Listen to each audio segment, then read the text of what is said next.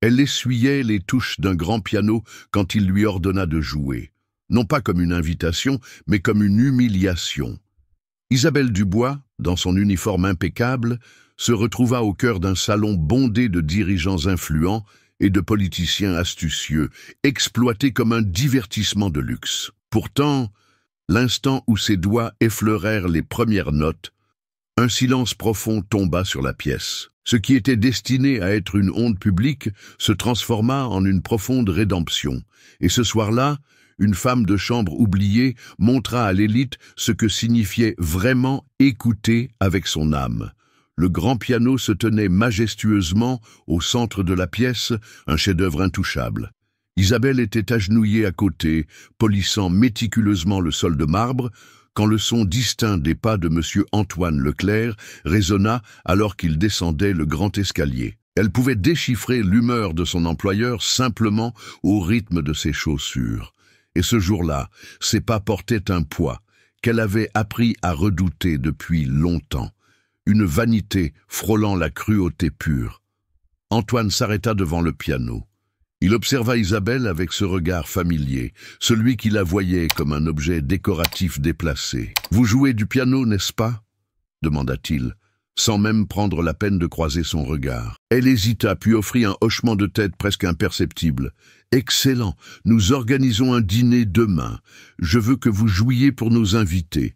Uniforme complet, musique classique, quelque chose de sophistiqué. » Avant qu'elle ne puisse émettre une protestation, il ajouta « Considérez cela comme faisant partie de vos devoirs. » Isabelle ne répondit pas. Elle baissa simplement le regard et reprit sa tâche, comme elle le faisait toujours lorsqu'elle était forcée d'avaler des pilules amères en silence.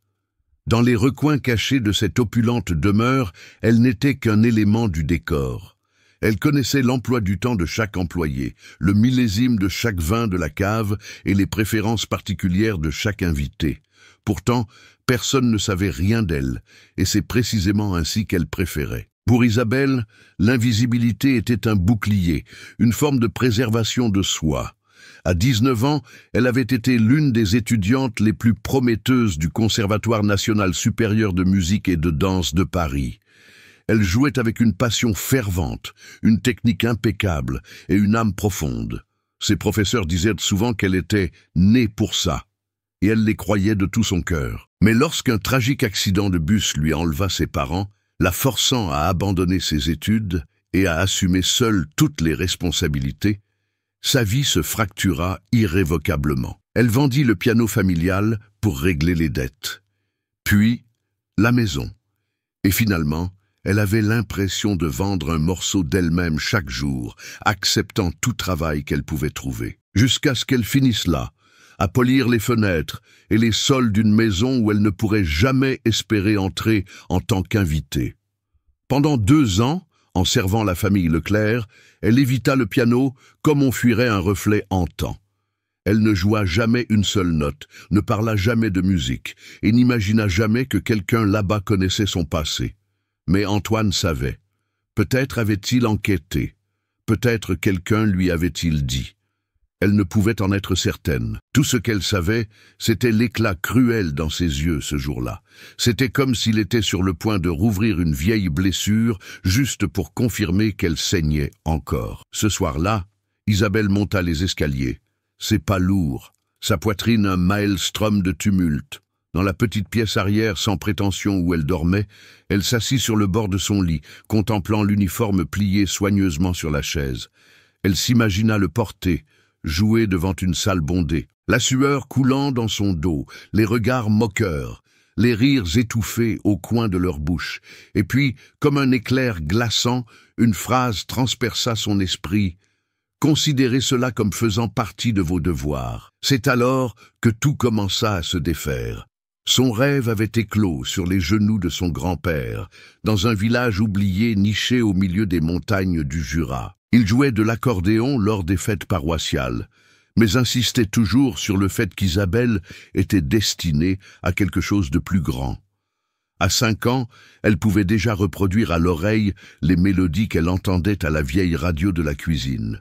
À 8 ans, elle reçut son premier clavier d'occasion. À 12 ans, une bourse pour étudier le piano classique au conservatoire.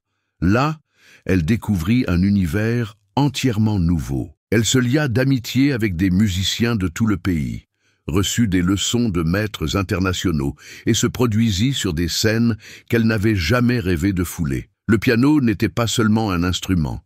C'était la façon dont elle exprimait au monde ce que les mots ne pouvaient pas transmettre. Elle rêvait en grand, concerts internationaux, ses propres compositions, peut-être même un poste d'enseignante à l'université un jour. Son nom, Isabelle Dubois, en lettres capitales sur les programmes de festivals prestigieux. Elle était prête à se battre pour cela. Mais la vie n'offrait aucune négociation. Un matin, le téléphone sonna pendant une pause en classe. L'appel brisa tout. Un camion hors de contrôle, une route glissante par la pluie, 2 corps à l'hôpital, les 2 parents partis en un instant, pas de survivants. Elle essaya de persévérer. Pendant un temps, elle continua ses études, feignit la force, jura qu'elle trouverait un moyen, mais l'argent manqua. Et sa détermination aussi. Elle rentra chez elle, vendit les meubles, puis le piano, et se replia dans un silence d'où elle ne pouvait s'échapper. Après des mois de recherche d'emploi, elle accepta un poste d'aide ménagère au sein d'une entreprise sous-traitante. Ce n'était pas ce qu'elle voulait, mais elle devait manger. Et quand elle fut affectée à travailler dans le manoir Leclerc, elle fit ce qu'elle avait toujours fait depuis. Elle se tut, obéit et disparut dans le noir et blanc de son uniforme.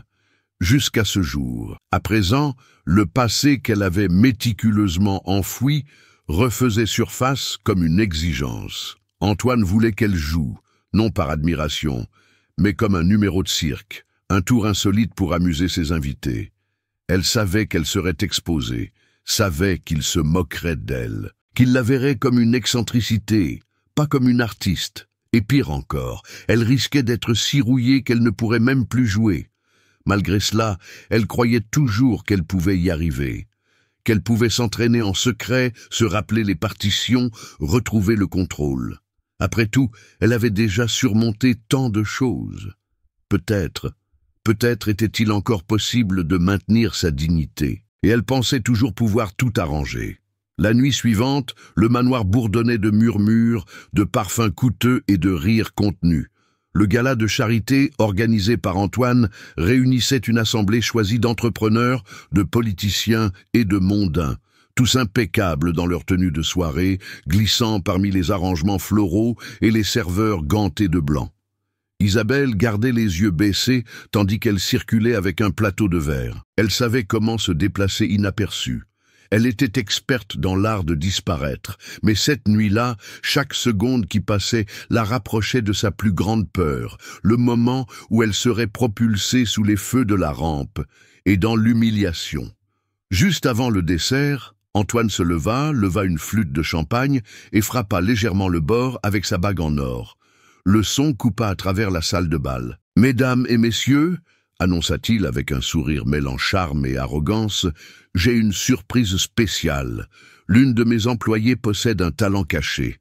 Et ce soir, elle le partagera avec nous. » Isabelle sentit le sang quitter son visage. Ses pieds étaient enracinés au sol de marbre. « Isabelle, venez ici », ordonna-t-il, faisant signe vers le piano au centre de la pièce. Les conversations cessèrent. Tous les regards se tournèrent vers elle. Lentement, les mains moites, elle marcha vers le piano. Elle entendit des gloussements étouffés, des remarques cyniques. « Une femme de chambre qui joue du piano ? Quelle fantaisie, Antoine !» murmura une femme avec un collier ostentatoire. « J'espère qu'elle joue mieux qu'elle ne sert le vin !» murmura un homme, suscitant des rires discrets. Isabelle s'assit sur le banc. Ses mains tremblaient si violemment qu'elle pouvait à peine ouvrir le couvercle du clavier. Elle sentait son cœur battre dans sa gorge. Elle n'avait pas joué pour un public depuis des années, n'avait joué pour personne en vérité, et maintenant, devant près de 200 personnes, vêtues en femme de chambre, elle était forcée de jouer comme si elle n'était qu'un simple tour de salon. Antoine se tenait à côté du piano, un sourire satisfait sur le visage. Son humiliation faisait partie du spectacle. « Des problèmes, ma chère ?» demanda un invité avec une fausse délicatesse. Plus de rire. Plus de murmures, plus de jugement. Isabelle ferma les yeux. Elle prit une profonde inspiration. Essaya de ne pas écouter. Essaya de se souvenir. Une image surgit. Son père, appuyé contre l'encadrement de la porte, souriant tandis qu'elle s'entraînait, disant « Joue avec ton cœur, Isa. Il ne s'agit pas d'impressionner qui que ce soit. Il s'agit de montrer qui tu es. » Elle inhala de nouveau. Quand elle ouvrit les yeux, quelque chose avait changé. Ses mains avaient cessé de trembler. Et puis, elle joua. Les premières notes émergèrent fragiles, mais vibrantes. Chopin, un nocturne qui semblait dériver dans l'air comme une brume.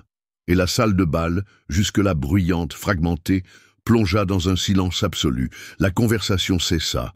Les vers restèrent suspendus en l'air, les gloussements s'évaporèrent. C'était comme si le temps lui-même s'était arrêté pour l'écouter. À chaque accord, Isabelle retrouvait quelque chose de longtemps oublié.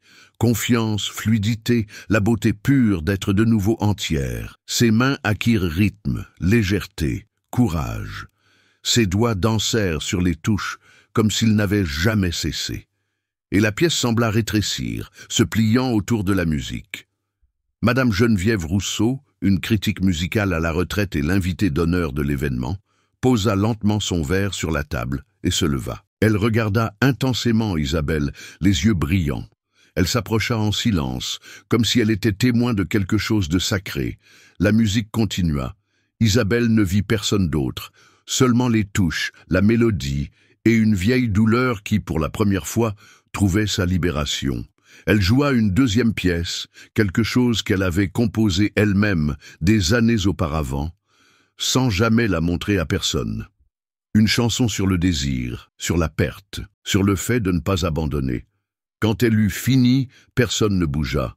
C'était le genre de silence qui suit quelque chose de vraiment percutant, quelque chose qui ne peut pas être immédiatement applaudi, parce que le cœur essaie encore de comprendre. Et puis, quelqu'un applaudit. Madame Geneviève.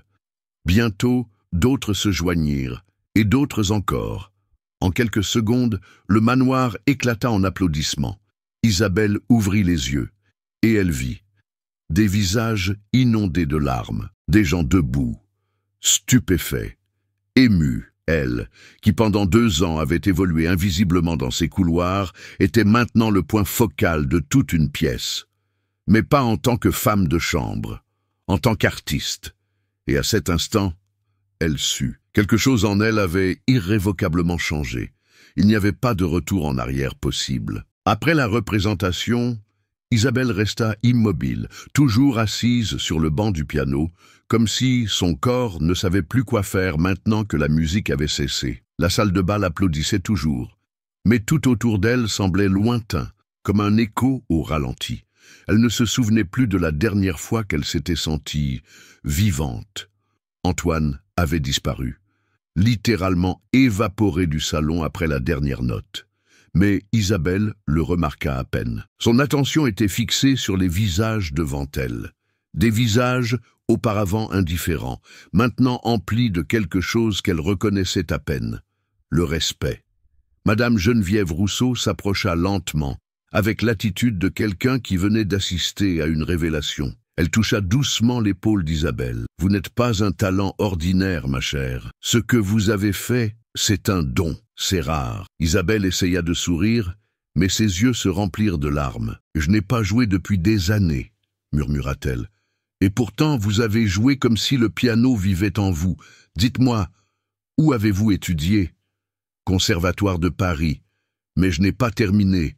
J'ai dû rentrer chez moi.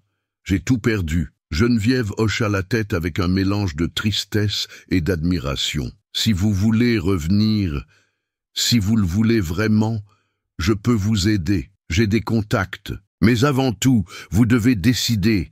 Continuerez-vous à vous cacher ou laisserez-vous le monde vous entendre ?» La question résonna dans son esprit. Cette nuit-là, de retour dans sa chambre, Isabelle fixa ses propres mains. Elle pouvait encore sentir la chaleur des touches, entendre encore mentalement le son de la composition qu'elle n'avait jamais osé montrer à personne. Et elle savait. Il n'était plus possible de redevenir simplement un uniforme servant des plateaux et débarrassant la vaisselle. Quelque chose s'était réveillé. quelque chose qu'elle avait essayé d'enterrer pour survivre, mais qui n'était jamais vraiment mort. Elle ne savait pas par où commencer, ne savait pas si elle aurait la force, mais pour la première fois depuis très longtemps, elle voulait essayer. Et cela seul était plus que ce qu'elle avait eu depuis des années. Le lendemain matin, Isabelle se réveilla avant son réveil. Pour la première fois depuis des mois, ce n'était pas le poids de la routine qui la tirait du lit, mais une étrange légèreté, presque de l'excitation. Sur sa table de chevet reposait la carte de Madame Geneviève, en lettres dorées élégantes, le nom d'une femme qui connaissait le chemin du retour. Isabelle hésita quelques minutes, mais elle appela. Geneviève répondit à la deuxième sonnerie, et avant qu'Isabelle ne puisse douter d'elle-même, un rendez-vous fut fixé pour le lendemain. Un pianiste à la retraite, ami de la critique, avait accepté d'écouter Isabelle jouer discrètement dans son studio et d'évaluer si elle serait prête pour une véritable audition. En chemin, ses mains tremblaient. Pendant la répétition, elle fit des erreurs, oublia des passages, hésita, perdit le tempo. Mais le professeur sourit. « Vous n'avez pas perdu la musique. Vous essayez juste de vous souvenir comment lui faire confiance à nouveau. » Isabelle lui sourit en retour, ne sachant si elle devait pleurer de honte ou de soulagement. Avec l'aide de Geneviève, elle commença à répéter 3 fois par semaine. Elle prenait le métro et le bus avec une pochette de partitions sur ses genoux, vêtue de vêtements simples, se sentant comme si elle se reconstruisait petit à petit. La nuit, elle travaillait toujours au manoir, mais quelque chose avait changé. Le piano du salon, autrefois évité, devint un allié. Quand personne n'était là, elle s'asseyait quelques minutes et laissait ses doigts glisser, presque silencieusement. C'était suffisant pour lui rappeler qu'elle existait encore. L'invitation pour l'audition avec l'Orchestre de Jeunes de Paris arriva dans une simple enveloppe. C'était informel, mais suffisant pour faire battre le cœur d'Isabelle à tout rompre. Geneviève la préparait comme une mentor, mais aussi comme une mère. Tu dois croire en toi plus qu'il ne croit en ton CV. Mais ce n'était pas toujours facile. Seule dans sa chambre, Isabelle remettait tout en question. Son âge, l'interruption de ses études, l'étiquette de « femme de chambre » qu'elle portait encore. Et si tout le monde avait été ému cette nuit-là seulement par la nouveauté? Et si, maintenant qu'elle se présentait comme musicienne, il découvrait qu'elle était une imposture? Ses mains recommencèrent à trembler. Les pensées affluèrent, comme une avalanche. Un soir, Antoine réapparut. Il était rentré plus tôt d'un voyage et la trouva jouant en secret. Il observa en silence. Puis il dit « Vous êtes vraiment bonne. Cette nuit-là a dégénéré. Mais j'admets, c'était inoubliable. » Elle ne répondit pas. Mais quelque chose en elle comprit. Le temps de chercher son autorisation était révolu. Elle n'avait plus besoin de sa permission, ni de celle de personne d'autre. Le théâtre des Champs-Élysées, dans le vieux centre de Paris, était bondé. Les sièges étaient remplis de musiciens, de journalistes culturels, de petits investisseurs et de curieux, attirés par la légende émergente. La femme de chambre qui a ému l'élite. Isabelle était en coulisses, ajustant la simple robe noire prêtée par Geneviève. Ses cheveux étaient tirés en un chignon bas. Pas de bijoux, pas de maquillage extravagant, juste elle et la musique. Le chef d'orchestre de l'orchestre de jeunes passa près d'elle et dit « Aujourd'hui, tu n'as rien à prouver. Tu as juste à jouer comme cette nuit-là. » Elle hocha la tête. Mais à l'intérieur, son cœur battait comme s'il cherchait à s'échapper. La scène était baignée d'une lumière douce. Le grand piano ouvert brillait sous les projecteurs. Lorsque l'annonceur prononça son nom, le souffle d'Isabelle se coupa un instant. « Mesdames et messieurs, veuillez accueillir Isabelle Dubois. » Elle s'avança lentement. Le public applaudit poliment. Beaucoup ne savaient pas encore à quoi s'attendre. Un pari de Geneviève, une sensation médiatique, un phénomène passager. Isabelle s'assit au piano, ferma les yeux un instant et commença. Les premières notes de sa composition originale flottèrent dans l'air comme une poussière dorée. Ce n'était pas Chopin, ce n'était pas Liszt. C'était une musique écrite par elle pendant des nuits blanches dans le manoir, cachée entre les intervalles de sa routine. C'était une histoire racontée en 4 mouvements. Perte, silence, souvenir et renaissance. Dans le premier mouvement, la douleur était contenue, Chaque accord portait le chagrin de celle qui avait tout perdu. Le son avait du poids, mais pas de mélodrame. Il était brut, sincère. Dans le second, le silence devint routine. Les notes semblaient tourner en rond, comme quelqu'un répétant les mêmes gestes pour survivre. Le public commença à se pencher en avant sur leur siège. Certains fermaient les yeux, d'autres retenaient leur souffle. Dans le troisième, les souvenirs émergèrent. Des passages doux, presque enfantins, rappelaient de vieux rires, des leçons de conservatoire, des après-midi avec ses parents. C'était comme si la musique murmurait « Tu es toujours là ». Et puis, le quatrième mouvement. La lumière changea, les notes s'amplifièrent, la mélodie explosa de vie. Ce n'était pas un bonheur facile, c'était le triomphe, c'était la force, c'était la musique qui déclarait « J'ai survécu ». Quand Isabelle joua la dernière note, la pièce devint silencieuse pendant une seconde qui parut éternelle. Puis une vieille femme au troisième rang se leva et commença à applaudir. C'était Madame Geneviève. Bientôt, tout le théâtre la suivit. Une ovation debout, des cris de « bravo », des gens pleuraient. Certains retirèrent leurs lunettes pour essuyer leurs larmes. D'autres se regardaient, sans voix. Sur le côté du public, debout entre les projecteurs et l'ombre, se trouvait Antoine. Il ne dit rien. Il se contenta d'observer. Pour la première fois, sans contrôle, sans pouvoir, juste le respect. Isabelle se leva, s'inclina profondément, et quand elle se redressa, ses yeux rencontrèrent les siens. Il offrit un petit hochement de tête. Elle lui rendit un regard serein. Ce soir-là, le monde entendit enfin Isabelle Dubois, et elle, après tout, s'entendit aussi.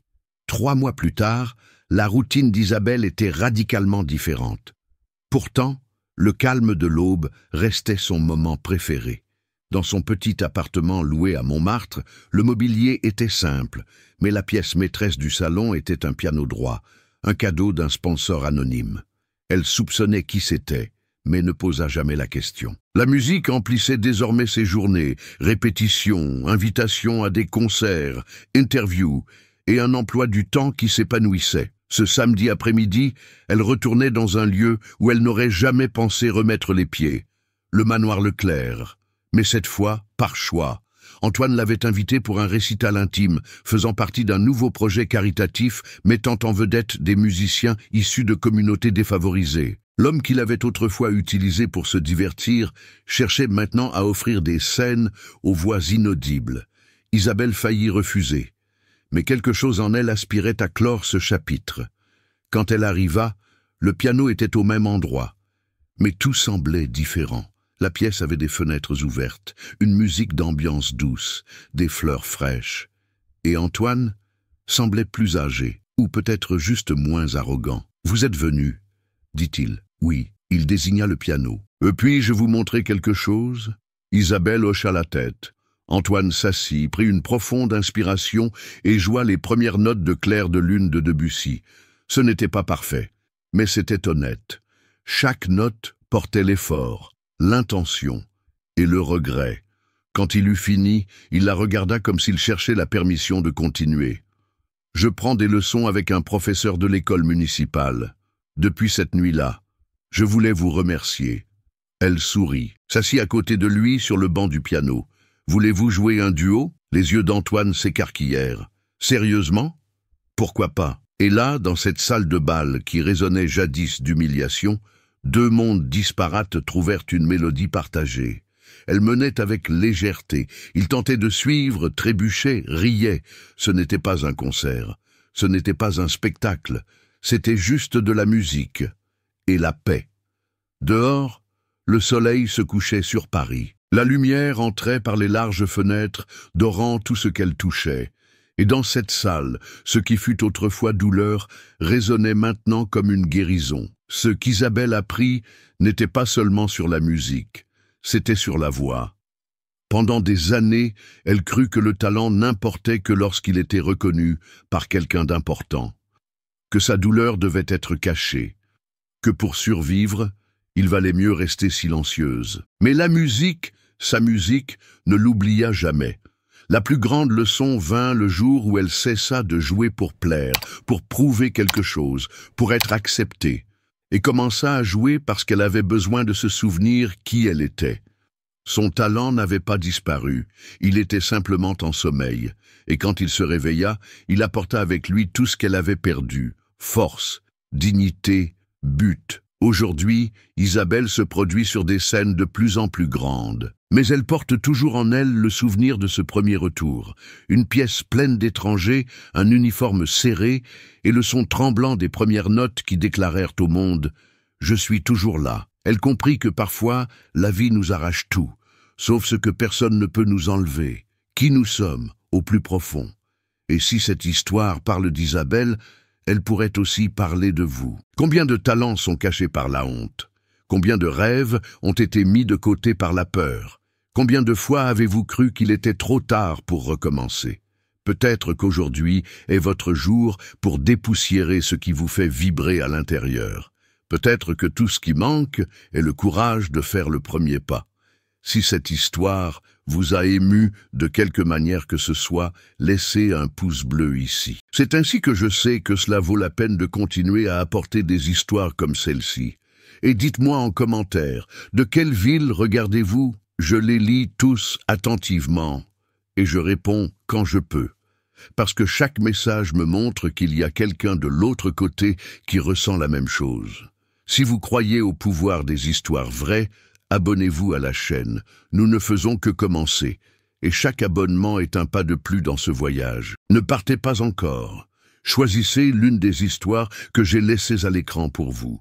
Je vous retrouve dans la prochaine vidéo.